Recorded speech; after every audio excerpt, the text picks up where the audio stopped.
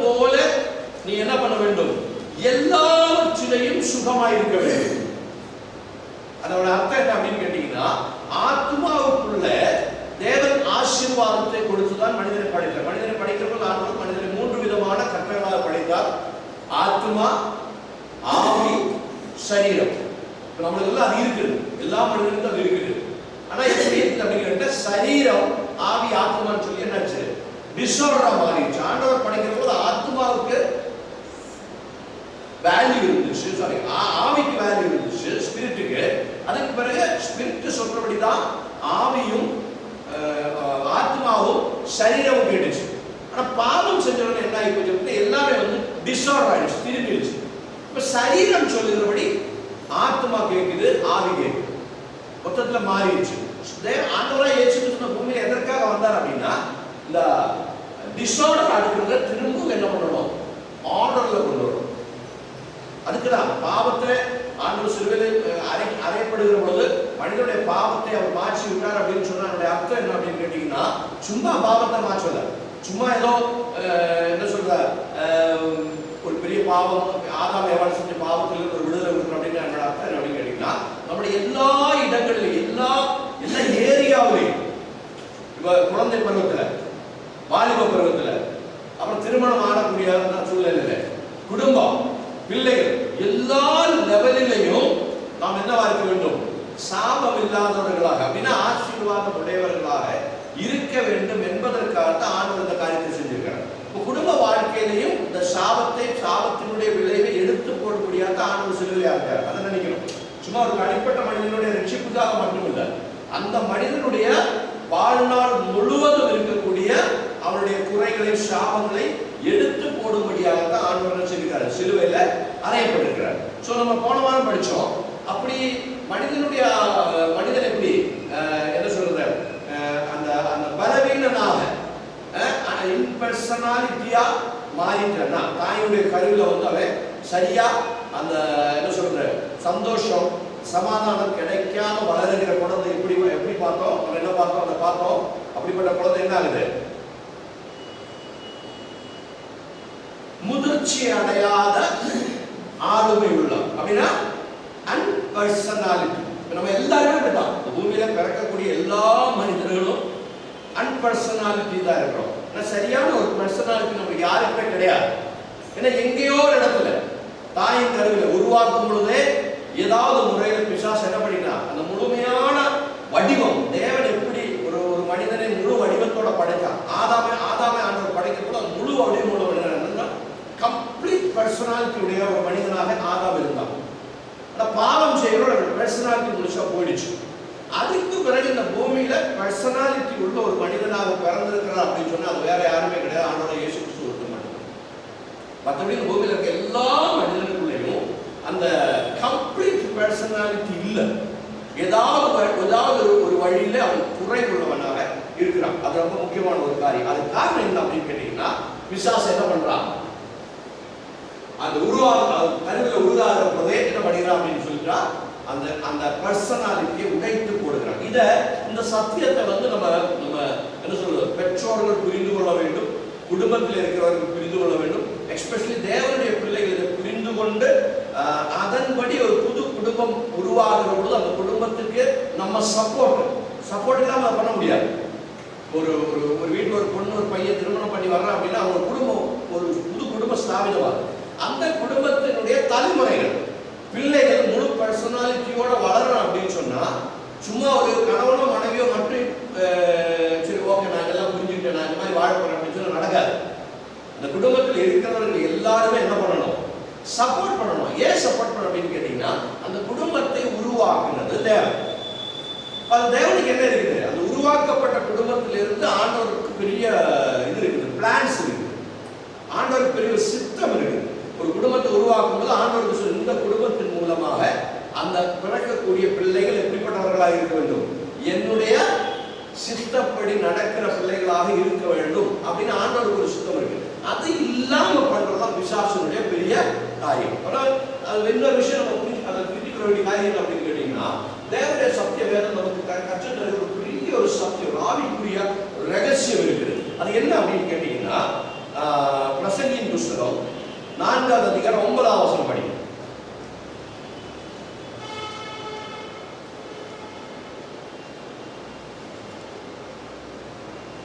Ecclesiastes 4:9 பிரசங்கி புத்தகம். ஒண்டியாக இருப்பதிலும் இருவர் கூடி இருப்பது நலம். ஒரு நிமிஷம் படிங்க சொல்லலாம். பாத்தீங்களா, ஒண்டியாக இருப்பதிலும் இது ஒரு பெரிய தேவ ரகசியம். அதை நீங்க புரிஞ்சுக்கணும். வேதத்துல நாம் கற்றுக்கொள்ள வேண்டிய முக்கியமான ஒரு ரகசியம் இது. ஒண்டியாக இருப்பதிலும் இருவர் கூடி இருப்பது நலம். இந்த வசனத்தை எடுத்து இந்த திருமண நேரங்கள்ல பாஸ்டர் நிறைய பேர் பாஸ்டர் பேச பிரசங்கம் பண்றதா கேட்டு, ஒண்டியாக இருப்பதிலும் இருவர் கூடி இருப்பது நலம். ஏன் ஆண்டவர் அப்படி சொன்னாரு அப்படின்னா அடுத்த வசனத்தை படி. அவர்களுடைய பிரயாசத்தினால் அவர்களுக்கு நல்ல பலன் உண்டாகும். பாத்தீங்களா, அவர்களுடைய பிரயாசத்தினால் அவர்களுக்கு நல்ல பலன் உண்டாகும். பாருங்க, ஒரு மனிதன் தனிமையாக இருந்து அவன் என்னதான் உழைச்சாலும் சம்பாதிச்சாலும் எவ்வளவு பர்ஃபெக்டா வாழ்ந்தாலும் அவனுக்கு என்ன கிடைக்காது? Great reward. அதான் அந்த நல்ல பலன் அப்படின்ற இங்கிலீஷ் வார்த்தை தான் கொடுக்குறது. கிரேட் ரிவார்டு, பெரிய ஒரு ஆசீர்வாதம் அவனுக்கு கிடைக்காது. ஆனா 2 பேர் சேர்ந்து ஒரு மனதோடு அந்த காரியத்தை செய்தால் அவர்களுக்கு என்ன கிடைக்கும்? ஒருத்தர் இருந்து பிரயாசப்பட்டு செய்யக்கூடிய அதனுடைய விளைவை விட அதிகமான விளைவு கிடைக்கும். ஒரு வசனம் எனக்கு ஞாபகம் வருது. பைபிள் சொல்லப்பட்டிருக்கிற பழைய ஏற்பாடுல ஒருவர் வந்து 2 பேர்த்த ஓட்டுவாங்க. அப்படிதான் வசனம். ஒருவர் 2 துரத்துவார்கள், 2 1000 பேரை துரத்துவார்கள் அப்படின்னு சொல்லி வசனம் திடீர்னு ஞாபகம். அதை பார்த்தீங்கன்னா அந்த அர்த்தம் என்ன அப்படின்னு கேட்டீங்கன்னா, ஒருத்தர் முயற்சி பண்ணா 1% தான் அவருக்கு இன்கம் வருது அப்படின்னா ஒரு நன்மை கிடைக்குதுன்னு வச்சுக்கிறேன். ஆனா 2 பேரும் சேர்ந்து அதில் உழைச்சாங்கன்னா அவங்களுக்கு என்ன கிடைக்கும்? 1000 டைம்ஸ் ஆசீர்வாதம் கிடைக்கும். ஒருத்தர் உழைத்தால் அவருடைய ஆசீர்வாதம் 1% தான் வரும். ஆனா 2 பேரும் சேர்ந்து உழைச்சாங்கன்னா அவருடைய ஆசீர்வாதம் எப்படி வரும்? 1000 டைம்ஸ் வரும். பாருங்க, அப்ப ஒன்னை விட எத்தனை மடங்கு அதிகம். 2 பேர் தான் சேர்றாங்க, அதிகம் இல்லை. தனிப்பட்ட 2 நபர்கள் தனிப்பட்ட அவங்க உழைச்சாங்கன்னா ஒவ்வொரு பர்சன்டேஜ் 2 பேருக்கு கிடைக்கும். ஆனா அந்த 2 பேரும் சேர்ந்து உழைச்சாங்கன்னா இந்த 1% இடத்துல வந்து 2 பேருக்கு எப்படி 1000 தனியான ஒரு ஆசீர்வாதம் அவர்களுக்கு கிடைக்கும். ஸோ அதனால தான் ஆண்டவர் என்ன சொல்றாரு அப்படின்னு சொன்னீங்கன்னா, மனிதன் தனிமையாக இருப்பது நல்லதல்ல அப்படின்னு நம்ம வயதில் படிக்கிறோம், வேதங்கள் படிக்கிறோம். ஆதாம் தனிமையாக இருப்பதை அவர் உணர்றாரு. ஸோ அதனால என்ன பண்றாரு? அவர் தனிமையாக இருப்பது நல்லதல்ல என்று சொல்லி என்ன சொல்ற, அவனுக்கு ஏற்ற துணையை ஆண்டவர் கொடுக்கிறார். அடுத்த இந்த வசனத்துல ஆம்பிளிஃபைடு வெர்ஷன் என்ன அப்படின்னு அதை தேடி பார்த்தா, எப்பொழுதும் தனியாக இருப்பதில் அந்த சில வேர்டுகள் வந்து எக்ஸ்ட்ரா ஆட் பண்ணியிருக்காங்க. அதே வசனம் தான், நான் கொஞ்சம் எக்ஸ்ட்ரா ஆட் பண்ணியிருக்கேன். எப்பொழுதும் தனியாக இருப்பதை விட உங்களுடன் பணிபுரியும் ஒருவரை வைத்திருப்பது சிறந்தது. உங்களுக்கு ஒரு நண்பன் இருந்தால் அவர் உங்கள் வேலையை செய்ய உங்களுக்கு உதவுவார். சில வார்த்தைகள் கொடுக்கப்பட்டிருக்கு. ஒண்ணு, எப்பொழுதும் தனியாக இருக்கு. சில பேர் அந்த லோன்லெஸ் விரும்புவாங்க. தனியா இருக்கிறவங்க என்னை விட்டு நான் தனியா இருக்கிறேன் அப்படின்னா அதனுடைய அர்த்தமே என்ன அப்படின்னு கேட்டீங்கன்னா, அவங்க லைஃப்ல வந்து ஃபெயிலியர் ஆனவங்கன்னு அர்த்தம். தனியா இருக்கிற விருப்பங்களை நீங்க கவனிச்சீங்கன்னா அவர்கள் எல்லாருமே வந்து யாரு லைஃப்ல ஃபெயிலியர் ஆனவங்களா இருப்பாங்க. அடுத்தது சொல்லப்பட்டிருக்குது நண்பன் அப்படின்னு சொல்லி ஒரு வார்த்தை சொல்லப்படுது இல்லைங்களா?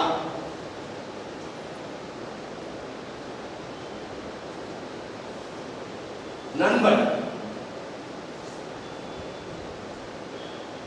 உங்களுடைய பணிபுரிவரை வைத்திருப்பது உங்களுக்கு ஒரு நண்பர் இருந்தால், நண்பன் அப்படின்ற வார்த்தைக்கு பெரிய அர்த்தம் இருக்கு. அவருடைய அர்த்தம் என்ன அப்படின்னு கேட்டீங்கன்னா, தேவன் கணவன் மனைவிக்கு நண்பனாகவும் மனைவியை கணவனுக்கு நண்பனாகவும் காண்கிறார். அதான் அது அர்த்தம். கணவன் மனைவி அப்படின்னு சொன்னா அவங்க எப்படி இருக்கணும்? கணவன்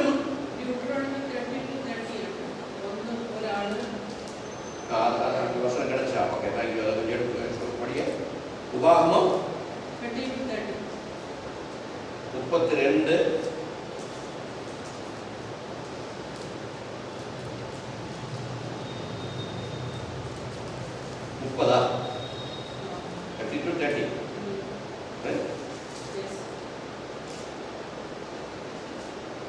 30 to 30.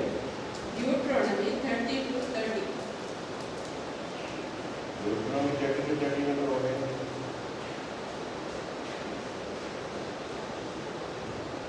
yes, yes.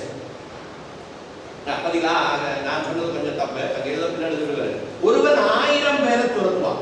கரெக்ட் தான், சேம் தான். நான் 1000 சொன்னேன். ஒருவன் 1000 பேரை துரத்துவான். 2 பேர் சேர்ந்து எப்படி பண்ணுவாங்க?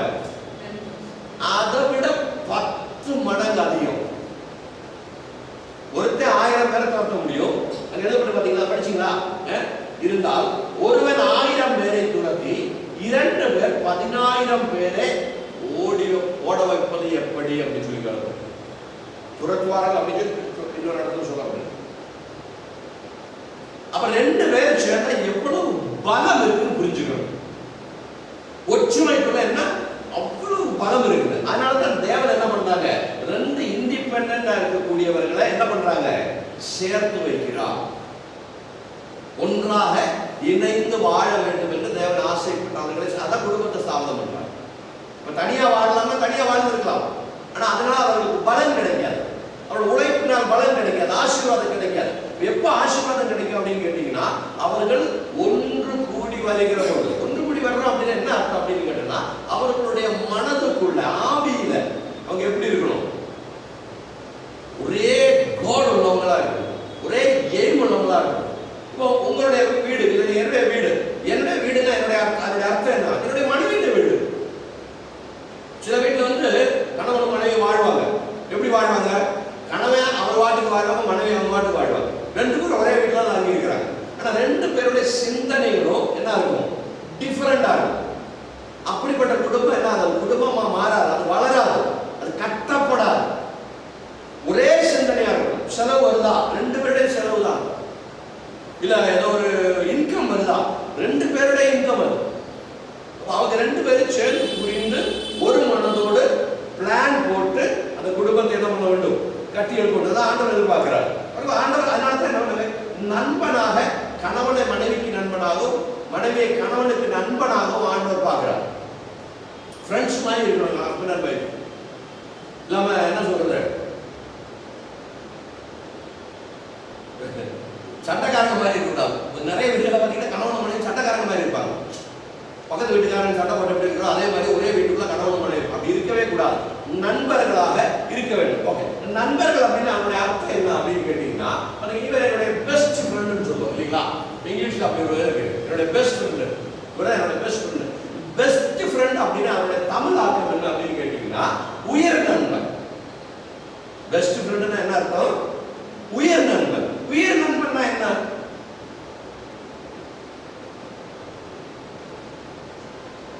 உயர் நண்பன்னா என்ன, எனக்காக என்ன காரியத்துக்காகவும் அவரோட உயிரே கொடுப்பார். அதான் உயர் நண்பன், அதான் பெஸ்ட் ஃப்ரெண்ட்.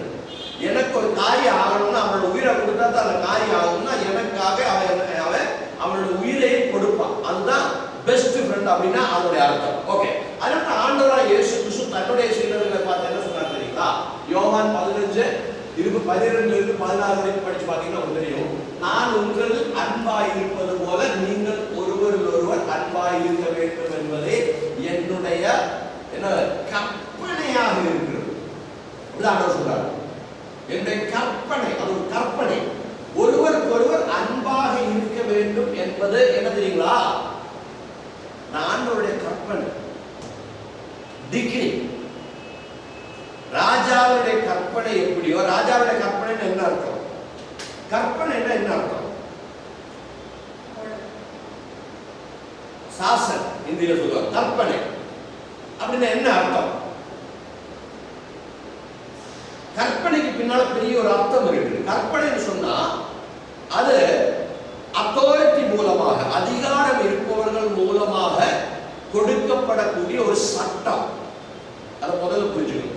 லா, அந்த லாவுடைய அர்த்தம் என்ன அப்படின்னா, லான்னா என்ன அர்த்தம், லான்னா எப்படி, அது ஒரு லா வந்து என்ன சொல்றது, இம்ப்ளிமெண்ட் பண்ணினாங்கன்னா, லா வந்து கொடுக்கப்பட்டது அப்படின்னா அந்த லாவுக்கு பின்னால அரசாங்கத்தினுடைய என்ன இருக்கும், சீல் இருக்கும். நீங்க பழைய ஏற்பாட்டில் படிச்சு பார்த்தீங்கன்னா, எஸ்தரின் புஸ்தகம், தானியேலின் புஸ்தகம் படிச்சு பார்த்தீங்கன்னா, ராஜாக்கள் ஒரு சட்டத்தை உருவாக்கின பிறகு இந்த ராஜாவினுடைய முத்திரை மோதிரத்தால அந்த அந்த என்ன சொல்றது, அந்த சட்டத்து மேல சீல் பண்ணிட்டாங்கன்னா அது ராஜாவால கூட மாற்ற முடியும். அதுதான் கற்பனை. ஆண்டவராய் இயேசு கிறிஸ்து என்ன சொல்றார், நீங்கள் ஒருவருக்கு ஒருவர் என்ன பண்ண வேண்டும், அன்பு கூற வேண்டும். இது ஒரு கற்பனை, தேவனுடைய கற்பனை. அப்ப அந்த கற்பனைக்கு என்ன பண்ணக்கூடாது, மாற்றம் வரக்கூடாது. ஏன்னா தேவனால் ஆண்டவராய் இயேசு கிறிஸ்துவின் ரத்தத்தால் முத்திரையிடப்பட்டது அந்த கற்பனை. புதிய ஏற்பாட்டில் ஒரே ஒரு கற்பனை தான். பழைய ஏற்பாட்டில் 10 கற்பனைகள் சொல்லி படிக்கிறோம். அந்த 10 கற்பனைகளும் ஆண்டவராய் இயேசு கிறிஸ்து ஒரே கற்பனையில என்ன பண்ணிட்டாரு, மொத்தமா ஆயிட்டார். ஒரே பிரீஃப் பண்ணிட்டார். என்ன கற்பனை? பழைய ஏற்பாட்டின் 10 கற்பனைகளுக்குள்ள இருக்கக்கூடிய அதனுடைய என்ன சொல்ற எசன்ஸ் என்ன சொல்ல முடியுமா? பழைய ஏற்பாடுல 10 கற்பனைகளுடைய எசன்ஸ் என்ன சொல்லுங்க பாருங்க. அதனுடைய என்ன எசன்ஸ், அது என்ன தமிழ் எப்படி சொல்றதுங்க, பொருள் இல்லைன்னா என்ன சொல்றது, அதனுடைய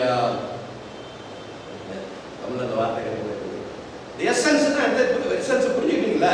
இந்த 10 கற்பனைகளுடைய ரூட், ஓகே, முதல் ரூட் அது என்ன?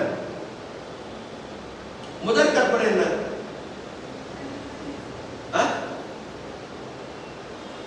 கற்பனைகளை மறந்துட்டீங்களா?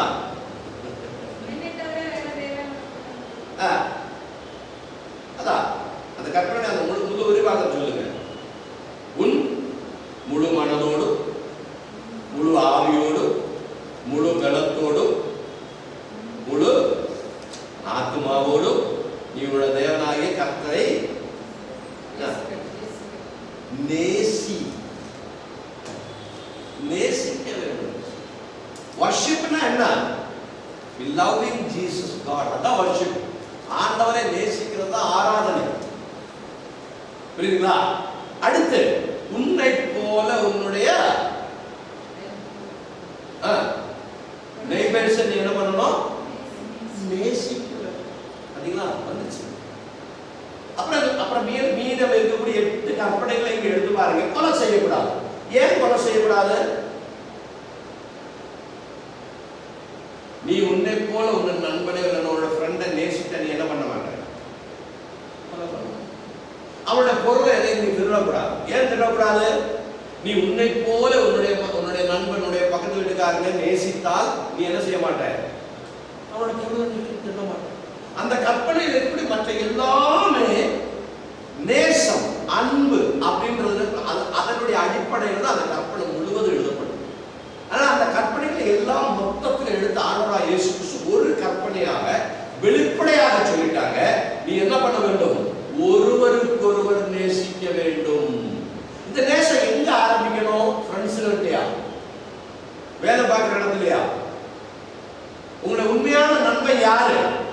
உங்களுடைய உண்மையான நண்பன், திருமணம் செய்தவர்களோட உண்மையான நண்பன் கணவனா இருந்தா அவருடைய மனைவி, மனைவியா இருந்தா அவட அங்கதான் அன்பு ஆரம்பிக்கணும்.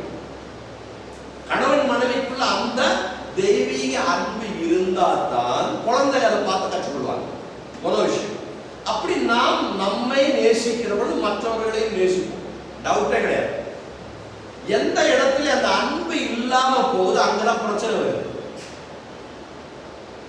எந்த பிரச்சனை நீங்க எடுத்து பாருங்க, அதனுடைய சோர்ஸ், அதனுடைய மதர் ரூட் எங்கேன்னு தேடி போனா அந்த இடத்துல என்ன இல்லை, அன்பு இல்லை.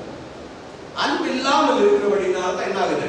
அதனால அன்பு ஒரு கட்டளையாக, மாற்ற முடியாத ஒரு கட்டளையாக, கற்பனையாக சொல்லுகிறார். நீங்கள் ஒருவரில் ஒருவர் அன்பாக இருக்க வேண்டும். அடுத்து பாருங்க, ஒருவர் தன் சிநேகிதனுக்காக தன் ஜீவனை கொடுக்கிற அன்பிலும் அதிகமான அன்பு இந்த உலகத்துல வேற எதுவுமே கிடையாது. ஆமென். ஒருவன் தன்னுடைய சிநேகிதனுக்காக தன்னுடைய ஜீவனையே கொடுக்கக்கூடிய அன்பிலும் மிகப்பெரிய அன்பின் உலகத்தில் வேற எதுவும் கிடையாது. அதனால நான் உங்களுக்கு கற்பிக்கிற யாவையும் நீங்கள் செய்வீர்களானால் என் சிநேகிதனாக இருப்பீர்கள். நம்ம ஒரு காரியம் செய்கிறோம் அப்படின்னா எப்படி செய்யறோம்? அப்பா வீட்டுல வந்திருக்கிறாரு, அப்பா சொல்றாரு, தண்ணி எடுத்துட்டு வா அப்படின்னு சொன்னா பிள்ளைக்கு கொண்டு போய் தண்ணி கொடுக்குறாங்க, இல்லை மனைவி கொண்டு தண்ணி கொடுக்குறாங்க. எப்படி கொடுக்குறீங்க?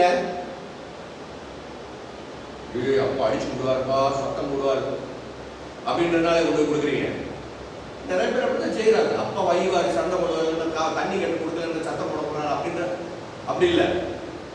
அன்பு, அப்பா மேல இருக்கக்கூடிய அன்பு, கணவன் மேல இருக்கக்கூடிய அன்பு, மனைவி மேல இருக்கக்கூடிய அன்பு, இந்த அன்பை வச்சுதான் நம்ம என்ன பண்றோம், வீட்டுல காரியங்களை செய்யறோம். அதைத்தான் ஆண்டவர் சொன்னாரு, நீங்கள் நான் கற்பிக்கிற யாவையும் நீங்கள் செய்வீர்களானால் என்னுடைய சிநேகிதர்கள் அப்படின்னு என்ன அர்த்தம்? அந்த பேர்லயே பாருங்க, நல்ல தமிழ் மொழி. சிநேகம், அன்புன்ற அன்புக்கு இன்னொரு வாழ்த்து சிநேகம். சிநேகிக்கிறவன் சிநேகிதன். இப்ப நீங்கள் என்னுடைய நண்பர்களாக, என்னுடைய சிநேகிதர்களாக இருப்பீர்கள். எப்படி? என்னை நேசிக்கிற வழியில். என்னை எப்படி நீங்க நேசிப்பீங்க? நான் ஆண்டவரை நேசிக்கிறேன் அப்படின்னா என்ன அர்த்தம்? வாயத்தவன் நேசிக்கிற ஆண்டவரே, நேசிக்கிற ஆண்டவரே அப்படின்னு தமிழ் பாட்டு இருக்கீங்களா, நேசிக்கிறேன் அப்படின்னு சொல்லி அப்படி பாடுறதுனாலே இல்ல. நம்ம ஆண்டவரை நேசிக்கிறோம் அப்படின்னு சொன்னா அவருடைய கற்பனைகளுக்கு கீழ்ப்படுகிறோம். இந்த கற்பனைகள் நம்மால் முடிந்த அளவுக்கு நாம் நம்முடைய வாழ்க்கையில் என்ன பண்ணுகிறோம், அதை ஏற்றுக்கொள்கிறோம், செய்வதற்கு முயற்சி பண்ணுறோம். ஆண்டவர் சொல்வார், நீ உன்னுடைய நண்பனை நேசி, ஒருவருக்கு ஒரு நேசமாக இரு, கணவனை நேசி, மனைவியை நேசி அப்படின்னு சொல்லி ஆண்டவர் கொடுத்துட்டாங்கன்னா அது ஒரு கற்பனையாக சொல்கிறார். அது மாற்ற முடியாது. அது இயேசுவின் ரத்தத்தால சீல் வைக்கப்பட்ட ஒரு கற்பனை. அப்ப அந்த கற்பனை எங்க நீங்க ஃபாலோ பண்ண ஆரம்பிக்கிறீங்களோ அங்கதான் தேவனுடைய விடுதலை நடக்கும். ஆண்டவருடைய ஆசீர்வாதம் அங்கதான் உருவாகும். கற்பனையை மீறினா ஆசீர்வாதம் கிடைக்காது. அப்ப நேசம் அல்லனா அந்த அன்பு நம்ம குடும்பத்துக்குள்ள வளர்க்க வேண்டும். நண்பன், நம்முடைய நண்பனோட நம்ம அன்பை வெளிப்படுத்த வேண்டும்.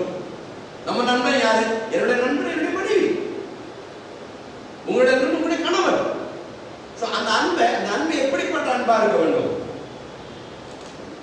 அன்பு அந்த அன்பு எப்படி இருக்கணும் அப்படின்னு பாத்தீங்கன்னா நம்ம எங்க போனோம்? கொரிந்தியர் 13ஆம் அதிகாரத்துக்கு போனோம். அந்த அன்பு எதையும் பொறுக்கக்கூடிய அன்பு, எதையும் மறக்கக்கூடிய அன்பு. வீட்டுல ஒரு பிரச்சனை வந்துச்சு, சண்டை போட்டாங்க, சண்டை போட்டாங்க. அதுங்க சண்டை போடக்கூடாதுன்னு இல்லை, சண்டை போடுவோம். ஏன்னா தனிப்பட்ட நபர்கள் 2 பேர் இல்லைங்களா? ஒரு நேரத்தில் ஒருத்தர் கோபத்தில் இருக்கலாம், ஒரு இதில் இருக்கலாம், ஏதாவது ஒரு பேச டக்குன்னு கோபம். கோபிக்க கூடாதுன்னு பைபிள் சொல்லலை. கோபிச்சாலும் நீங்க என்ன பண்ணக்கூடாது, பாவம் செய்யக்கூடாது பைபிள் சொல்லி. பல சண்டை வரும். சண்டை வந்தாலும் நம்ம என்ன பண்ணணும்? அன்பினால அதை மறக்க வேண்டும், மன்னிக்க வேண்டும். உடனே வச்சுக்கிட்டு இருக்க கூடாது. சில பேர் பாத்தீங்கன்னா பொண்டாட்டி புருஷன் சண்டை போட்டாங்கன்னா 1 வருஷத்துக்கு பேச மாட்டோம். இங்க கவுன்சிலிங்காக ஒரு ஃபேமிலி வந்திருந்தாங்க அமெரிக்காவில். 2 பேரும் அமெரிக்காவில் சிலிக்கன் வேலியில் அவர் என்ஜினியராக இருக்கிறார், கம்ப்யூட்டர் இன்ஜினியராக இருக்கார். இங்கே தான் டெல்லியில் இருக்கிறவங்க தான் தமிழ் ஃபேமிலி. டெல்லியில் செட்டில், டெல்லியில் பிறந்து வளர்ந்துருந்தாங்க. கல்யாணம் முடிச்சு அங்கே போனாங்க. ஒரு ஹனிமூன் டேஸ், ஒரு 90 days வரைக்கும் எல்லாம் நல்லா சந்தோஷமா இருந்தாங்க. அதுக்கு பிறகு 2 பேருக்குள்ள ஒரு சின்ன ஏதோ பிரச்சனைகள் வந்தது. 2 பேரும் பேசுறது 1 வருஷம் அந்த வீட்டில் 2 பேரும் பேசல. பரவாயில்ல, 2 பேரும் அந்த வீட்டில் இருக்கிறாங்க, யாரும் இல்லை. 1 வருஷமா பேசவே இல்லை. 2 பேரும் ஒரே வீட்டில் வாழ்றாங்க. அவர் சாலரி விட்டுறாரு, பொருள் வாங்கி கொண்டு போட்டுறாரு. 2 பேரும் சாப்பிடுவாங்க, சமைச்சு சாப்பிடுவாங்க. சில நேரத்தில் வெளியில சாப்பிடுறாரு. இந்த பொண்ணு தனியா இருக்கும். கணவன் இருக்கிறாங்க, ஆனா என்ன தனிமை, பேச முடியல. ஏன் பேச முடியல? விட்டு கொடுக்க முடியல. விட்டு கொடுக்க முடியாத என்ன ஆயிப்போச்சு? அன்பு போச்சு. அன்பு போனால என்ன ஆயிப்போச்சு? 1 வருட காலம் அன்பு செலுத்தி நன்மைகளையும் ஆசீர்வாதங்களையும் பெற்றுக்கொள்ள வேண்டிய அவர்களுடைய குடும்ப வாழ்க்கையில என்ன சோகம், பிரச்சனை. கடைசியில் அந்த பொண்ணு டிப்ரெஷன் ஆயிடும். டிப்ரெஷன் ஆன பிறகு ஊருக்கு வந்து அவன் பேச மாட்டேங்கிறா, என்ன ஒரு மாதிரி இப்படி செலுத்துல பார்த்து நம்ம பார்த்துட்டே உட்காந்து கடைசியில் அவனுக்கு பயமாயிடுச்சு. ஹஸ்பண்ட் ஒரு வழியில் டிக்கெட் எடுத்து கொண்டு வந்து மாமியார் கொண்டு வந்து விட்டுட்டு போயிடும். அது பிறகு கவுன்சிலிங் வந்தாங்க. அப்புறம் அவங்களை வச்சு பேசி அவர்தான் ஜெபம் பண்ணி எல்லாம் சொல்லி காரியங்கள் எல்லாம் சொல்லி கொடுத்து திரும்ப அவரையும் கூப்பிட்டு, அவர் 6 மாசம் கழிச்சு திருப்பி வந்தார். திருப்பி அவரையும் கூப்பிட்டு 2 பேர்த்தையும் வச்சு ஜெபம் பண்ணி எல்லாத்தையும் சொல்லி கொடுத்து. அவங்க ஆக்சுவலி இந்து ஃபேமிலி, சில காரியங்கள் எல்லாம் அவங்க சொல்லிக் கொடுத்து எப்படி ஒரு குடும்ப வாழ்க்கையில் அன்பா இருக்க வேண்டும் அப்படின்ற காரியங்களை எல்லாம் சொல்லிக் கொடுத்து அனுப்பி அப்புறம் சந்தோஷமா இருக்கிறாங்க. அடுத்த ஒரு வருஷம் கழிச்சு ஒரு குழந்தையோட வந்து குடும்ப வாழ்க்கையில சந்தோஷமா இருக்கிறாங்க. ஏன் அந்த ஒரு வருஷம் போச்சு? அன்பு. அன்புன்னா என்ன? அதை எப்படி செலுத்த வேண்டும், யாருக்கு செலுத்த வேண்டும்? ஆபீஸ்ல போய் உட்காந்து நல்லா சிரிச்சு சிரிச்சு பேசுவார். நான் வீட்டுக்கு நான் மனைவி என்ன பண்ண மாட்டாரு, பேச மாட்டாரு. அன்பு எந்த இடத்துல செலுத்தணும், அது ரொம்ப முக்கியமான ஒரு காரியம். முதல்ல அன்பு நம்ம வீட்டுக்குள்ள வெளிப்படணும். வீட்டுக்குள்ள அந்த பரிபூர்ணமான அன்பு வெளிப்படுகிற போதுதான் நம்ம வெளியில போய் அன்பு காட்டின பிரயோஜனம் இருக்கும். இல்லைன்னா ஒரு பிரயோஜனமே இருக்காது. ஓகே, அடுத்து பாருங்க, தேவன் கணவனுக்கு மனைவியையும் மனைவிக்கு கணவனையும் உயிர் நண்பர்களை போல நேசிக்க வேண்டும் என்று கட்டளை போடுறோம். கணவனுக்காக தன்னுடைய உயிரே கொடுக்கணும் மனைவி, மனைவிக்காக தன்னுடைய உயிரே கணவன் கொடுக்கணும். ஓகே, தேவன் பாருங்க ரொம்ப முக்கியமான ஒரு காரியம் அதை சொல்லி முடிச்சிடும். நீங்க தேவன் ஆதாமை சிருஷ்டித்த போதே ஏவாள் அவருக்குள்ள இருந்தாங்க. தெரியுமா உங்களுக்கு? தேவன் ஆதாமை சிருஷ்டிக்கிறது பொழுதே ஏவாளும் எங்க இருந்தாங்க? ஆதாமுக்குள்ளே தான் இருந்தாங்க. ஒரு வசனத்தை படிங்க. ஆதியாகமம் 1:27 என்ன சொல்றாரு? தேவன் தம்முடைய சாயலாக மனிதனை சிருஷ்டித்தார், அவனை தேவ சாயலாக சிருஷ்டித்தார். நீங்க நான் இங்க ப்ரொஜெக்ட் பண்றப்ப இங்க எடுத்திருக்கீங்கன்னா நீங்க பைபிள் எடுக்க வேண்டாம், எடுக்காத வசனங்கள் மட்டும் நீங்க படிச்சப்போ இல்லைன்னா ஸ்கிரீனை பார்த்தீங்கன்னா தேவன் தன்னுடைய சாயலாக மனிதனை சிருஷ்டித்தார், அவனை தேவ சாயலாக சிருஷ்டித்தார். அடுத்து பாருங்க என்ன எழுதப்பட்டிருக்கு? ஆணும் பெண்ணுமாக அவர்களை சிருஷ்டித்தார். பாத்தீங்களா? தேவன் அங்க எழுதப்பட்ட வசனம் அந்த வேடலை நீங்க கவனிக்கணும். தேவன் தம்முடைய சாயலாக யாரை சிருஷ்டித்தார்? ஆதாமை சிருஷ்டிக்கல, மனிதனை தான் சிருஷ்டித்தார். அந்த மனிதனுக்குள்ள யார் இருந்தாங்க? ஆணும் பெண்ணும் இருந்தது. ஆனா இங்க ஒரு பெரிய பிரச்சனை இருக்குது, அது இன்னைக்கு நம்ம பார்க்க போறோம். மனிதனுக்குள்ள ஆதாமும் ஏவாளும் இருந்தாங்க. ஆனா என்ன பிரச்சனை தெரியுங்களா? ஆதாமுக்கு தனக்குள்ள இருக்கக்கூடிய இன்னொரு பர்சனாலிட்டியை ஐடென்டிஃபை பண்ண முடியும். இது மனிதன் இன்னைக்கு வரைக்கும் இருக்கக்கூடிய மனிதனுக்கு இருக்கக்கூடிய ஒரு பெரிய ஒரு குழப்பம். இன்னைக்கு வரைக்கும் அது இருக்குது. என்ன பண்ண முடியல? தனக்குள்ள இருக்கக்கூடிய இன்னொரு பர்சனாலிட்டியை ஆதாமுக்கு என்ன பண்ண முடியல? ஐடென்டிஃபை பண்ண முடியல. அது அர்த்தம் என்ன அப்படின்னு கேட்டீங்கன்னா, மனிதன் ஒரு சைக்கோ. சைக்கோ என்ன அர்த்தம் அப்படின்னு கேட்டீங்கன்னா, அவனுக்கு என்ன இருக்குது? ஒரு ஆவி, ஆத்மா இருக்கிறது. சாரி, ஆவியாக எனக்கு ஒரு ஸ்பிரிட் இல்ல, சோல். அவனுக்கு என்ன இருக்குது? ஒரு ஆத்மா இருக்கிறது. சோ ஆத்மா என்ன அப்படின்னா அர்த்தம் என்ன அப்படின்னு கேட்டீங்கன்னா, மனம். இல்லைன்னா ஆத்மானா என்ன சொல்லுது? சிந்தனைகள், எக்ஸ்பிரஷன்ஸ், அதை வெளிப்படுத்தக்கூடிய ஒரு பகுதி மனிதனுக்குள்ள இருக்குது. பாருங்க, அது என்னது அப்படின்னு கேட்டீங்கன்னா, மனிதனுடைய படைப்பினுடைய ஸ்பெஷாலிட்டி என்ன அப்படின்னு கேட்டீங்கன்னா, இதான் 3 விதமான ஒரு காரியம் மனிதனுக்குள்ள இருக்குது. இது வந்து நம்ம பாவம் பண்ண மனிதனுடைய அந்த இதை நம்ம 3 விதமான அந்த இதை காரியம். முதல்ல பார்த்தீங்கன்னா இந்த சரீரம். அது மட்டும் கொஞ்சம் எடுத்து படி. 1 கொரிந்தியர் 3ஆம் அதிகாரம் 1-3 வரை இருக்கக்கூடிய வசனங்கள் எடுத்து படி. சரீரம், சரீரம்னா என்ன அப்படின்னு பார்க்கலாம்.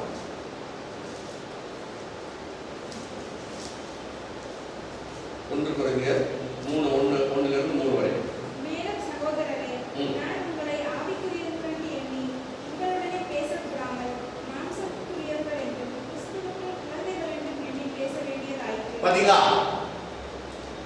அப்போது சொல்லுங்க, நான் உங்களை எப்படி இருப்பவர்கள் என்று விரும்பினேன், ஆவிக்குரியவர்கள் என்று படிக்க வசனம் படிய. ஆவிக்குரியவர்கள் என்று எண்ணி, ஆவிக்குரியவர்கள் என்று எண்ணி இருந்தேன். பவுல் கொரிந்திய சபைக்கு இந்த லெட்டர் எழுதுறப்ப சொல்றாரு, நான் உங்களை வந்து ஆவிக்குரியவர்கள் என்று எழுதியிருக்கேன். அப்படின்னு என்ன அர்த்தம் அப்படின்னா, தேவன் படைத்த ஆதாம் மனிதன், அந்த மனிதன் எப்படிப்பட்டவனா இருந்தான்? ஆவிக்குரியவனா இருந்தான். முதல்ல அவனுக்குள்ள என்ன இருந்துச்சு? ஸ்பிரிட் இருந்துச்சு. ஸ்பிரிட் வந்து மேலிடமா இருந்துச்சு. ஆவி அவனை நடத்தி கொண்டிருந்தது. ஆவியின் வழி நடக்கிறவனாக இருந்தான். பவுல் இந்த கொரிந்தியர் சபைக்கு எழுதுற போது சொல்கிறார், நான் உங்களை ஆவிக்குரியவர்கள் என்று நினைத்தேன், ஆனால் அடுத்தபடி கீழே படி.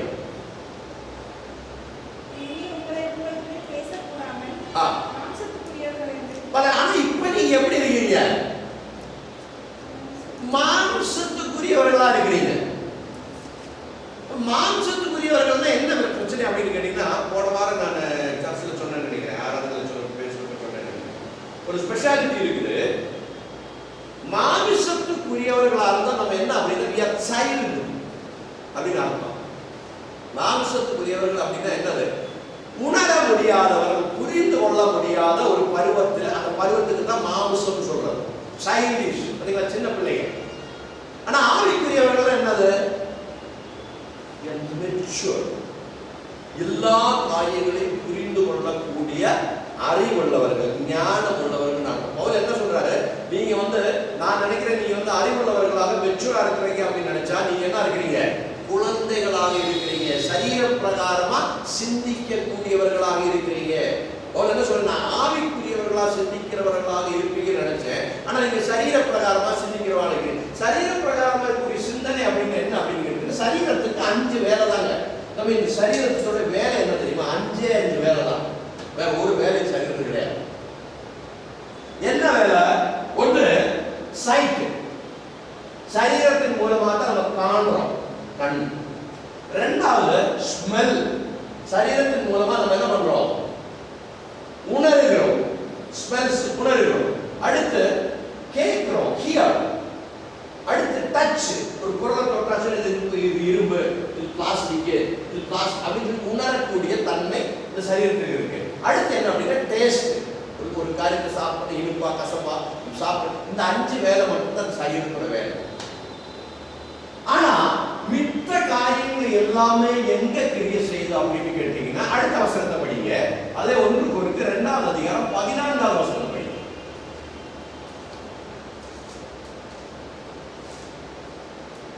1 கொரிந்தியர் 2:14.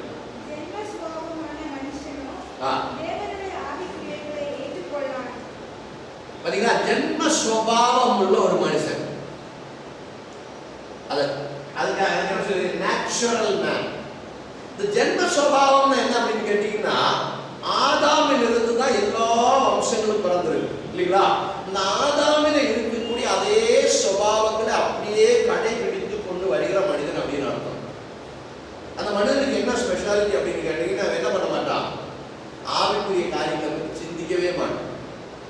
அவனுக்கு உலக பிரகாரமான காரியம் இருக்கு. ஏன்னா உலக பிரகாரமா பார்க்கறதுனால உலக பிரகாரமா சிந்திக்கிறான், உலக பிரகாரமான காரியங்களை அவன் ஏங்குறான். ஆனா இன்னொரு பகுதி நம்மளுக்குள்ள இருக்குது. அது என்ன அப்படின்னு கேட்டீங்கன்னா, அதே 1 கொரிந்தியர் 2ஆம் அதிகாரம் 11ஆம் வசனம் அப்படி.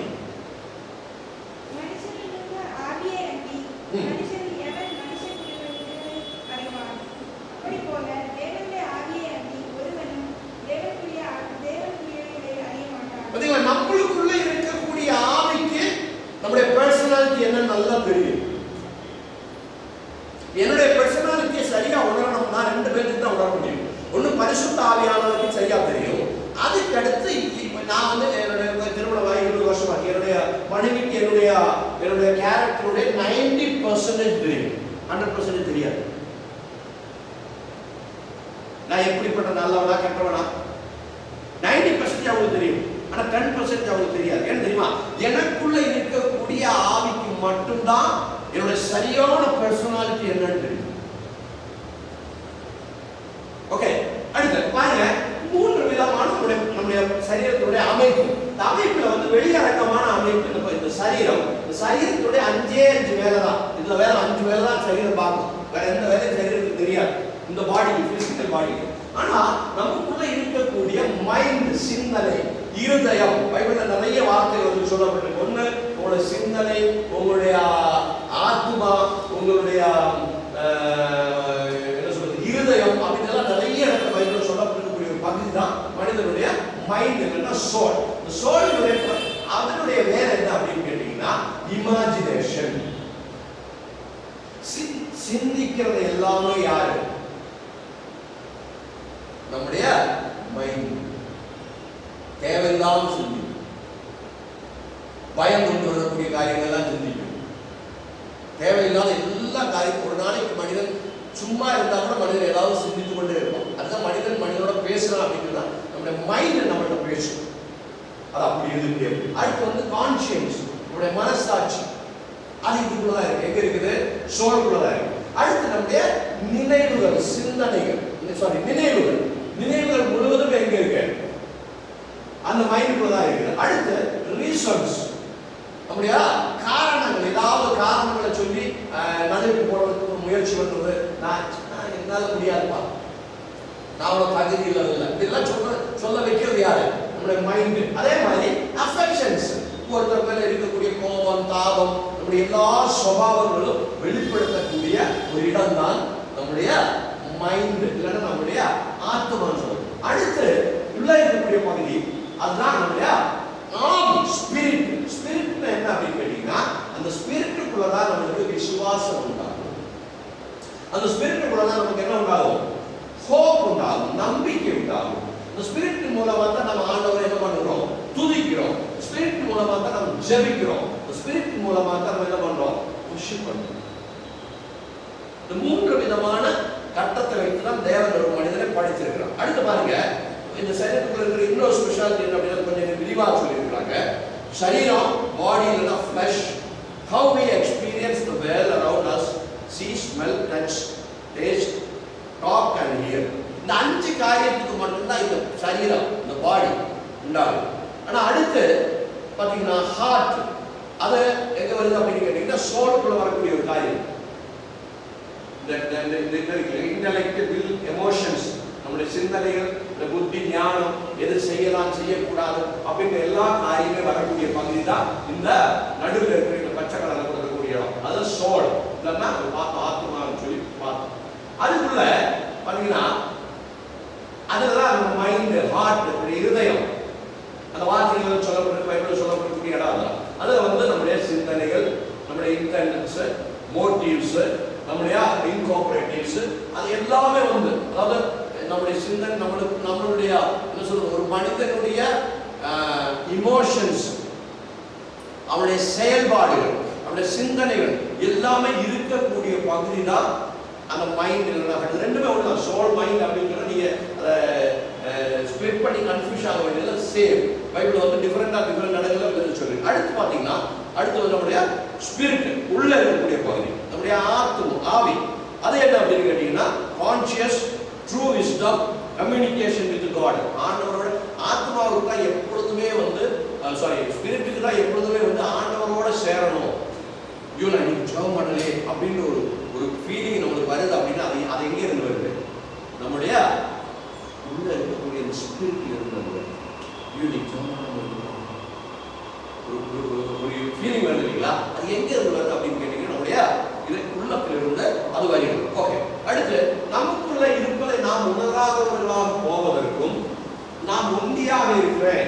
சில பேர் சொல்லுவாங்க எனக்கு யாருமே இல்லைப்பா அப்படிப்பாங்க. ஏன் அப்படி சொல்றாங்க? அதான் நம்ம பார்த்தோம். ஆதாம் மனிதன் தனக்குள்ள ஏவாள் இருந்தும் அறியாமல் இருக்கிறான் அப்படின்னு சொல்லிருக்கீங்களா? அதைத்தான் நம்ம பார்த்துட்டு வரோம். நான் ஒண்டியா இருக்கிறேன், எனக்கு யாருமே இல்லை அப்படின்ற நினைவுகளை எல்லாம் நமக்குள்ள கொண்டு வரக்கூடிய ஒரு பகுதி தான் நம்மளுடைய இருதயம், இல்லைன்னா நம்முடைய சோல் சொல்லக்கூடியது. அது ப்ராப்ளம் என்ன அப்படின்னு கேட்டீங்கன்னா, கண்ணால பார்த்தா தான் நம்ம அதை நம்புவோம். மனிதனை படைக்கிற போது மனிதனுக்குள்ள ஆணும் பெண்ணும் இருந்துச்சு. ஆனாலும் பெண் தனக்குள்ள இருந்த பெண்ணை புரிந்து கொள்ள முடியல. ஏன்னா அவங்கள பார்க்க முடியல. பார்த்திருந்தா புரிஞ்சிருப்பான். பார்க்காம இருந்ததுன்னா தனக்குள்ள இருக்கக்கூடிய இன்னொரு சக்தி ஆண்டவர் எதுக்காக ஒன்றாக இணைத்து வைக்கிறது அப்படின்னா குடும்பத்தின் மூலமாக அந்த ஆண்டவர் செய்தார். மனதால நம்ம என்ன பண்ண வேணும்? ஒற்றுமை உள்ளவர்களா இருக்கணும். அப்படி ஒற்றுமை உள்ளவர்களா இருந்தா மட்டும்தான் குடும்ப வாழ்க்கையில் ஆசீர்வாதத்தை கொண்டு வர முடியும். கணவனும் மனைவியும் என்ன பிரச்சனை வந்தாலும் கணவன் மனைவி ஒன்னா இருப்பாங்க. அந்த குடும்பத்துக்கு பிசாசுக்கு வேலை கிடையாது. எந்த இடத்துல சின்ன ஸ்பிரிட்னஸ் வந்துச்சு அந்த இடத்துல பிசாசு என்ன பண்ணிடுவாங்க? உள்ள புகுந்து குட்டிக்கான பண்ணிடுவாங்க. சோ அதனால இவனுக்கு தெரியல, தனக்குள்ள இருக்கக்கூடிய இன்னொரு தன்னுடைய என்ன சொல்றது சோல் மேட்டை பத்தி, அவனுக்குள்ள இருக்கக்கூடிய இன்னொரு சக்தியை பத்தி அவனுக்கு புரியல. அதான் நம்முடைய என்ன சொல்றது, சோழனுடைய ப்ராப்ளம் அதான். சோழனுடைய பெரிய ப்ராப்ளம் அதுதான். அதனாலதான் ஆண்டவர் நமக்குள்ள அபிஷேகமா பரிசுத்த ஆவியார் நம்மளுக்குள்ள வாழ்ந்துட்டு இருந்தா கூட சில பேர் சொல்லுவாங்க எனக்கு யாருமே அப்படி சொல்றது காரணம் என்ன சொன்னா, அதை ஐடென்டிஃபை பண்ண முடிகிற அளவுக்கு நம்மளால என்ன பண்ண முடியல, புரிந்து கொள்ள முடியாமல் இருக்கிறவர்களால அப்படி இருக்கு. ஸோ இதனால என்ன பண்றோம்னா, இது ஆண்டவர் சொல்றது இதுக்கு தேவை என்ன அப்படின்னு கேட்டீங்கன்னா, நம்மளுடைய விசுவாச கண்ணு திறக்காமல் இருக்கு. அது ரொம்ப முக்கியமான ஒரு விஷயம். விசுவாசிகள் பேர் இருந்தா கூட நமக்கு என்ன இல்லை, நம்மளுடைய விசுவாச கண்ணு திறக்காமல். சீக்கிரம் ஒரு வசனத்தை எடுத்து படிச்சுங்க. எபேசியன்ஸ் 1:1 17 19 வரைக்கும் இருக்கக்கூடிய வசனத்தை படிங்க. எபேசியர் 1ஆம் அதிகாரம் 17வது வசனத்திலிருந்து 19வது வசனம் வரை.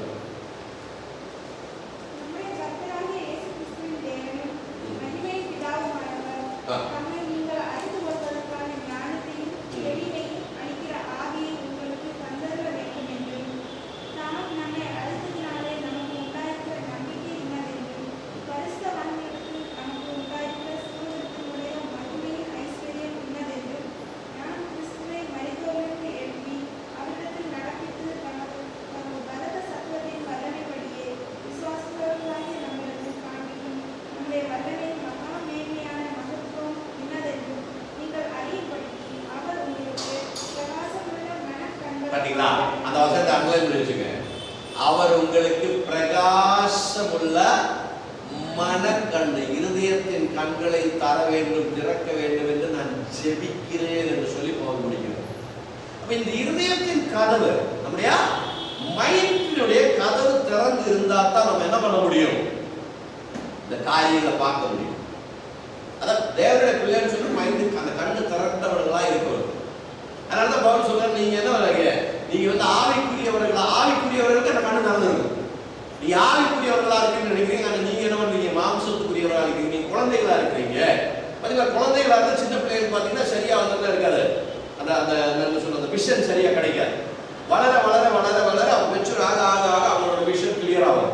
அதே மாதிரி தான் ஆவிக்குரிய காரியங்களிலேயும் நாம் குழந்தையாக இருந்தால், தேவனுடைய வார்த்தையை பற்றின சரியான ஞானம் நமக்கு கிடைக்காமல் இருந்தால் தேவனுடைய ஆசீர்வாதங்களை நாம் காண முடியாது. முதல் விஷயம் அனுபவிக்கிறது. ரெண்டாவது விஷயம், முதல்ல என்ன பண்ண முடியாது, காண முடியாது. ஏன்னா கண்டாத்தான் நம்ம அதை அனுபவிக்க முடியும். இப்போ நீங்க வரீங்க, வீட்டுக்குள்ள வரீங்க, ரொம்ப தாகமா இருக்குது, வீட்டுக்குள்ள என்ன இருக்குது, ஒரு கிளாஸ் தண்ணி இருக்குது, ஆனா தண்ணி உங்க கண்ணுக்கு தென்படலை. தண்ணி குடிச்சா தாகம் மாறும். இந்த தண்ணி எங்க இருக்குன்னு உங்களுக்கு தெரியலன்னா முதல்ல நம்ம அதை பார்க்கணும். பார்த்தா நம்ம அதை போய் என்ன பண்ண முடியும், எடுத்து அனுபவிக்க முடியும். அதே மாதிரி தேவனுடைய ஆசீர்வாதங்களை நாம் பார்க்க வேண்டும் என்றால், பரலோக ராஜ்யத்துக்குள்ள என்ன ஆசீர்வாதம் இருக்கு அப்படின்னு நாம் தெரிந்து கொள்ள வேண்டும் என்றால், நம்முடைய இருதயத்தின் கதவு திறக்கப்பட வேண்டும், கண்கள் திறக்கப்பட வேண்டும். முதல் விஷயம். அதை பார்த்தால் அடுத்த வசனம் சொல்லுகிறது, நீங்களை யாரு, அடிமைகள் அல்ல, நீங்கள் சுதந்திரராமே, நீங்கள் பிள்ளைகளாமே. பிள்ளைகளாக இருந்தால் அந்த வீட்டுக்குள்ள இருக்கக்கூடிய எல்லா ஆசீர்வாதங்களும் உங்களை விடுது. உங்களுக்கு தேவைப்படுகிற போது நீங்க போய் அந்த ஆசீர்வாதத்தை எடுத்துக்கணும். ஓகே, சீக்கிரம் முடிச்சுக்கணும். 2 நிமிஷம். இதைத்தான் இயேசு தோமான்னு சொல்றாரு. யோவான் 20:24 29 வரைக்கும் படி. அதை சீக்கிரம் படிச்சு 2 வசனம் மட்டும் எடுத்து படிச்சு பெரிய பெரிய வசனமா இருக்கிறதுனால நான் அதை ஸ்லைட் பண்ணதா.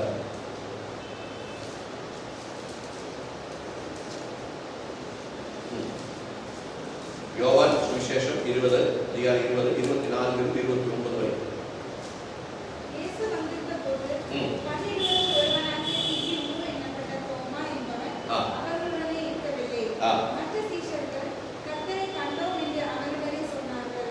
அதற்கு அவன் அவருடைய கைகளில் ஆணிகளினால் உண்டான காயத்தை நான் கண்டு அந்த காயத்தை என் விரலை விட்டு என் கையை அவருடைய விரலை போட்டாலும் விசுவாசிக்க மாட்டேன் என்றார். பதிலா கண்டாதான் நான் விசுவாசிப்பேன். அதான் நம்ம மனிதனுடைய சுபாவமே அதுதான். கண்டாதான் நான் விசுவாசிப்பேன். தோமா சொல்லிட்டாரு, நீங்க எல்லாம் சொல்றீங்கப்பா, நீங்க எல்லாம் கண்டீங்கன்னு சொல்றீங்க, ஆனா நானும் விசுவாசிக்க மாட்டேன். ஆண்டவர் உயிர் தெழுந்த நான் விசுவாசிக்க மாட்டேன். நான் ஆண்டவரை பார்க்கணும், அவருடைய விழாவில் இருக்கக்கூடிய அந்த இதுல வந்து நான் கை போட்டு பார்க்கணும், அவருடைய கைகளில் இருக்கக்கூடிய அந்த தொலைல வந்து நான் கை போட்டு பார்த்தா தான் நான் விசுவாசிப்பேன் அப்படின்னாரு. ஆனா ஆண்டவர் என்ன சொல்றாரு, மறுபடியும் 8 நாளைக்கு பின்பு அவருடைய சீஷர்கள் வீட்டுக்கு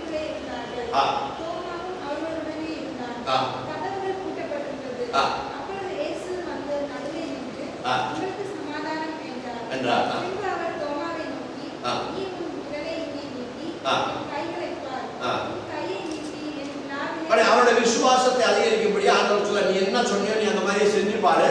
அப்படி செஞ்சாலும் நீ என்ன பண்ண? விசுவாசி. அடுத்து 29 வசனத்தை படிங்க. அதற்கு இயேசு, ஆ. தோமாவே, நீ என்னை கண்டதினால் விசுவாசித்தாய், ஆனால் காணாதிருந்தும் விசுவாசிக்கிறவர்கள் பாக்கியவான்கள். அப்ப நம்முடைய சரீர பிரகாரமான கண்களால நாம் காணவில்லை என்றாலும் நம்முடைய விசுவாசத்தின் கண்களினால நம்ம என்ன பண்ண வேண்டும்? தேவனையும் அவருடைய ராஜ்யத்தின் ஆசீர்வாதங்களையும் உணர வேண்டும். அப்படின்னா பரிசுத்த ஆவியானவர் வழி நடத்துகிற பொழுது நம் விசுவாசத்தினுடைய கண்ணுகள் திறக்கப்படும். அதனாலதான் 2 கொரிந்தியர் 5வது அதிகாரத்துல அனுபவம் பண்ணி வச்சுக்க, நோட் பண்ணி வச்சுங்க. ஒரு டைம்ல நான் சீக்கிரம் போறேன். அங்க சொல்லுகிறார், பவுல் சொல்லுகிறார், நாம் தரிசித்து நடக்காமல் எப்படி நடக்கிறோம்? விசுவாசத்தினால் நடக்கிறோம். தேவனுடைய பிள்ளைகள் எப்படி நடக்கணும்? உலக பிரகாரமா இருக்கக்கூடிய சூழ்நிலையை பார்த்து நம்ம நடக்கவே கூடாது, நம்ம ஃபெயில் ஆயிடும். எப்படி நடக்கிறோம்? தேவன் நமக்கு கட்டளை இருக்கக்கூடிய தேவனுடைய விசுவாசத்தின் நம் வார்த்தைகளின் வழியாக அதை விசுவாசமாக நம்பி விசுவாசித்து நாம் என்ன செய்ய வேண்டும்? நடக்க வேண்டும். அடுத்து பாருங்க, இதைத்தான் இயேசுவும்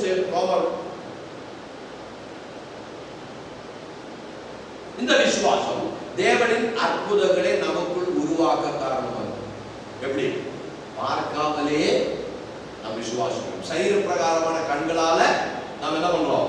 காணல, நாம் என்ன பண்ணுறோம்? இந்த இருதய கண்களால அவைகள் நமக்கு தேவன் தந்து விட்டார், கொடுத்து விட்டார் அப்படின்னு சொல்லி விசுவாசிக்கிற அந்த விசுவாசத்துக்கு, அதுக்கு தான் பேரு விசுவாசம். எபிரேயர் 11வது அதிகாரம் 1வது வசனம் என்ன சொல்றது? விசுவாசமானது நம்பிக்கைகளின் உறுதியும் காணப்படாதவைகளின் பார்க்கல, ஆனா விசுவாசிக்கிறது எனக்கு இருக்குது. நம்முடைய கண்களால நம்ம பார்க்க முடியல, இருதயத்தின் கண்களால நாம் விசுவாசிக்கிறோம். தேவன் என்னையும் என்னுடைய குடும்பத்தையும் என்னுடைய பிள்ளைகளையும் ஆசீர்வதித்து இருக்கிறார். எப்படி விசுவாசிக்கிறோம்? அநேக வாக்கு தத்தங்களை தேவன் நமக்கு கொடுத்திருக்கிறார். இந்த வாக்கு தத்தங்களை அதை பிடிச்சு வச்சு நம்ம ஜெபம் பண்ற பொழுது நாம் விசுவாசிக்கிறோம். சும்மா வாக்கு தத்தம் சும்மா கிடையாது, அதை நம்ம புரிஞ்சுக்கணும். ஏன்? தேவன் மனிதனை போய் சொல்ல மாட்டார். தேவன் உங்களை உங்கள் பிள்ளைகளை ஆசீர்வதிக்கிறேன், பிள்ளைகள் வாழாக்காமல் தலையாக்குவேன் அப்படின்னு ஒரு வாக்குத்தத்தை ஆண்டவர் கொடுத்திருந்தார்னா நிச்சயமாகவே உங்களுடைய பிள்ளைகளை தேவன் வாழாக்காமல் தலையாக்குவார். டவுட்டே கிடையாது. ஆனா நம்ம இப்ப பாக்குறோமா நம்ம பிள்ளைகளை பற்றி அவங்க தலையாக்குறதா இல்ல. ஆனா நம்ம என்ன பண்ணுகிறோம்? நம்முடைய கண்கள் சரீரமான கண்களால் நம்ம பார்க்க முடியலனாலும் ஆவிக்குரிய கண்களால் நம்ம விசுவாசிக்கிறோம். நாளைக்கு நிச்சயமாக என்னுடைய பிள்ளைகள் எப்படி இருப்பாங்க? தலையாக உயர்த்தப்படுவார்கள் அப்படின்னு சொல்லி. ஓகே,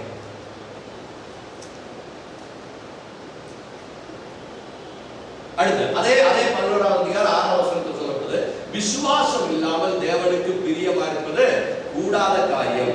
ஏனென்றால் தேவனிடத்தில் சேருகிறவர் அவர் உண்டென்றும் அவர் தன்னை தேடுகிறவர்களுக்கு பலன் அளிக்கிறவர்கள் என்றும் விசுவாசிக்க வேண்டும்.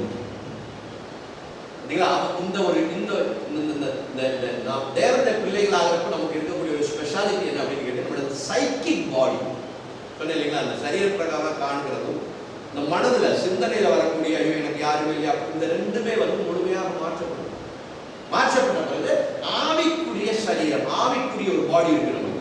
அந்த ஆவிக்குரிய வாழ்க்கை நமக்கு மேற்கொண்டு இருக்கு. இந்த ஆவி என்ன சொல்லுகிறதோ அதன்படி நம்ம நடக்க ஆரம்பிக்கிற பொழுது நாம் காணவில்லை என்றாலும் நம் முழுமையாக விசுவாசிப்போம். அந்த விசுவாசத்தின் மூலமாக தேவன் என்ன செய்வார்? நம்முடைய வாழ்க்கையில கிரியை செய்வார். அப்படி நம் வாழ்வதனால, ஒன்றாக வாழ்வதனால நமக்கு என்ன பிரயோஜனம்? அதைத்தான் நம்ம அடுத்த வாரத்தை படிக்கிறோம். நம்ம ஆரம்பிச்சோம், எங்கே ஆரம்பிச்சோம்? பிரசங்கி அந்த வசனத்தை ஆரம்பிச்சு தொடவே இல்லை. அவருடைய இன்ட்ரோடக்ஷன் நான் சொன்னேன். அந்த பிரசங்கி என்ன சொல்லுது? 2 பேர் கூடி வாழ்வது நலம். அப்படி கூடி வாழ்ந்தால் அவர்களுடைய பிரயாசத்தினால் அவர்களுக்கு என்ன கிடைக்கும்? மிகுந்த பலன் கிடைக்கும். இந்த மிகுந்த பலன் என்ன, இந்த லாபம் என்ன அப்படின்றத தேவனுடைய சுத்தமாக இருந்தால் அடுத்த வாரத்தில் நம்ம தொடர்ந்து படிப்போம். ஒரு சின்ன ஒரு அனௌன்ஸ்மெண்ட், நாளைக்கு பைபிள் ஸ்டடி இருக்காது. நாளைக்கு அதனால தான் நம்ம இன்னைக்கு பைபிள் ஸ்டடி வச்சோம். ஆனால் வியாழன், வெள்ளி, சனி 3 நாட்கள் காலையில் உபவாச ஜபம் இருக்கு. நீங்க ஃப்ரீயா இருக்கிறவங்க வந்து கலந்து கொள்ளலாம். காலையில் 10:30 மணிலிருந்து 12 மணி வரைக்கும் உபவாச ஜபம் பாடலை பாடி தேவனை குறித்து ஆராதித்து சில ஜெப விண்ணப்பங்கள் வைக்கிறோம். ஏன்னா வருடம் முடிய போகுது. நமக்கு வந்து இடையில வந்து நாட்கள் வந்து லீவு கிடைக்காது யாருக்கும். இப்போ இந்த வந்து இந்த என்ன சொல்றது, தீபாவளி லீவு இப்படி இருக்கிற பிள்ளைகளுக்கு எல்லாமே ஸ்கூல்ஸ் எல்லாமே லீவாக இருக்கும். ஸோ அதனால் உங்களால் வர முடிந்தால் நீங்கள் பகல் நேரத்தில் காலையில் 10:30 மணிலிருந்து 12 மணி வரைக்கும் வியாழன் வெள்ளி சனி 3 நாட்கள் தொடர்ந்து உபவாசம் இருக்கும். தொடர்ந்து வாருங்கள். எல்லா விஷயங்களுக்கும் ஜெபிப்போம். நாங்கள் வந்து ஆக்சுவலி உபவாசம் ஜெபம் இல்லை, தேங்க்ஸ் கிவிங் ஃபாஸ்டிங் அப்படின்னு தான் வச்சுருக்கோம். இந்த கடந்த ஒரு வாரம் முழுவதும் வழி நடத்தினா ஸோ ஆண்டவருக்கு நன்றி செலுத்தக்கூடிய ஒரு ஜெபமாக இந்த உபவாசத்தில் ஒரு நேரமாக நீங்கள் சாப்பிடாம வந்தீங்கன்னா ஒரு டீ காஃபி எல்லாம் சாப்பிட்டு பாசியாக வந்தீங்கன்னா ஆசீர்வாதமாக இருக்கும். மற்றவர்களுக்கு யாராவது அப்படி தாற்பயமாக இருக்காங்கன்னு சொல்லுங்க, அவளுக்கு சொல்லுங்க, அவளை அழைத்து வாருங்கள். தேவனுக்கு ஆசீர்வாதம் கண்ணில் முழுவதும் நன்றி செலுத்தலாம்.